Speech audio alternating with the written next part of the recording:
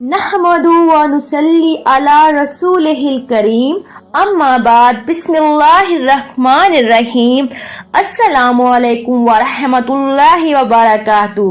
مسلمان درخت کون سا؟ رسول اللہ صلی اللہ علیہ وآلہ وسلم نے فرمایا، ایک درخت ایسا بھی ہے جس پر کبھی خزاں نہیں آتی۔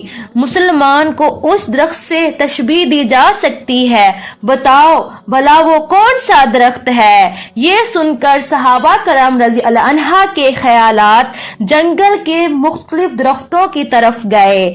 حضرت عبداللہ بن عمر رضی اللہ عنہ کہتے ہیں، میرے دل میں آیا کہ وہ کھجور کا درخت ہو سکتا ہے، مگر میں مجلس میں کم عمر ہونے کی وجہ سے کچھ کہتے ہوئے شرما گیا۔ پھر صحابہ کرام رضی اللہ عنہ نے عرض کی، یا رسول اللہ صلی اللہ علیہ وآلہ وسلم، آپ ہی بتا دیں وہ کون سا درخت ہے؟ آپ صلی اللہ علیہ وآلہ وسلم نے فرمایا، وہ کھجور کا درخت ہے۔ سبحان اللہ۔